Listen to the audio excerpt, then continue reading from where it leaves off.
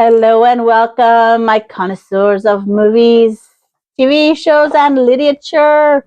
You ready to shake things up? Now, you are all here to feast on my opinions of all things movie, TV, and book. And I am Henry VIII. And no, I'm not. I'm Loup Garou. So this time I'm doing a compare and contrast of two shows set in Henry VIII's time when he was focused on Anne Boleyn. The two shows are both television shows, but I only own one of them. The other was a Netflix that my bestie let me watch. The first is The Tudors, starring Jonathan Rhys-Meyers. The other is Wolf Hall. Don't ask me who's in it. I am so sorry. I have it written down later. Now, the first difference, Tudors is longer. It spans from the death of Henry's uncle, played by Sean Pertwee. What's really funny is Sean was talking to Aidan Turner, one of my flavors, in his very first role. He played a little Italian named Bartoli. It was adorable. He had like 2 lines. Now, it goes from Sean's death all the way to just before Henry's death, 4 seasons in total. Wolf Hall is a miniseries of a whopping 6 episodes. That's one difference. Another difference is that in the Tudors, Henry is the focus.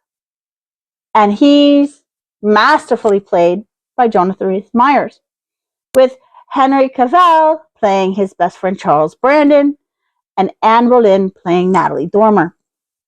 Anne Boleyn playing Natalie Dormer. I'm tired. So yes, Natalie Dormer playing Anne Boleyn. That's what camera woman pointed out.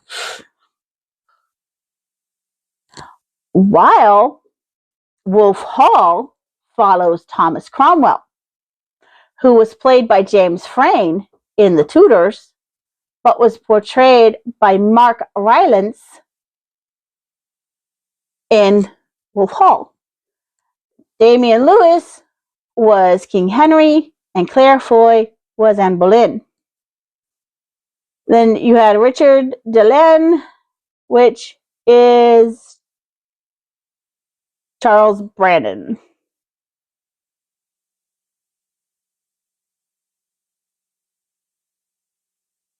Now, I firmly believe somewhere between Henry's crazy, brash antics of the Tudors and the stoic, off-reserved Henry of Wolf Hall, we see the true man, the true character of the man. And the same can be said for Anne, the overreaching, plotting party girl of the Tudors, and the calm, yet physically and verbally aggressive Anne of Wolf Hall. Seriously, in the Tudors, Anne was oft-times seen drinking and dancing when she wasn't in court, whereas in Wolf Hall, she is quiet, reserved, and more resigned. In the favor of both ladies from both shows, Anne dotes on her daughter Elizabeth. Now, in the Tudors, Charles Brandon has massive roles. He's like in 90% of the episodes. In Wolf Hall, he's a footnote. It's interesting. Now, Anne's uncle, the Duke of Norfolk, Henry Sonnet in the Tudors, and Bernard Hill in Wolf Hall had a mixed bag of importance in both shows. Though in Wolf Hall, he did stand in judgment over Anne and George Boleyn at an actual on-screen trial. While in the Tudors, it is mentioned in passing that they are found guilty at trial. The largest compare and contrast is in the portrayal of Thomas Cromwell, whom in the Tudors loathes and revels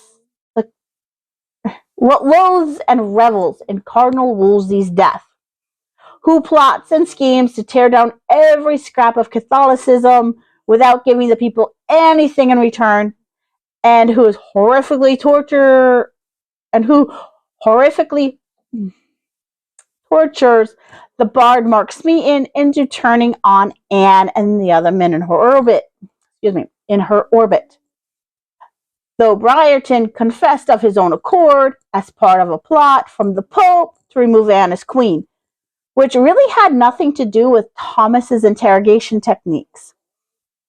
Whereas the Thomas Cromwell of Wolf Hall Also possibly didn't use it for at all. So, according to my camera woman, there's not enough credible evidence about Briarton's confession to actually make it plausible in reality, but it makes great television.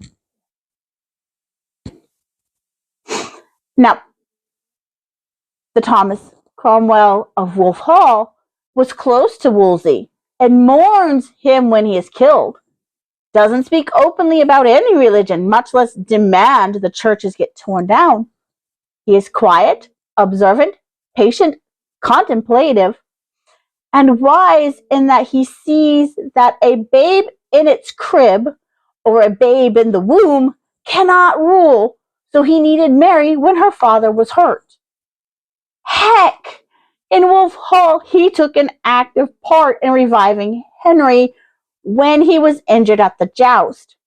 He never showed for sure where he stood, and he didn't torture any of the witnesses. Scared them, sure, but didn't hurt them. Not even Mark Smeaton, whom, like I said, was horrifically tortured by James Frayn's Cromwell. Not to mention Wolf Hall ends before Cromwell loses favor, while you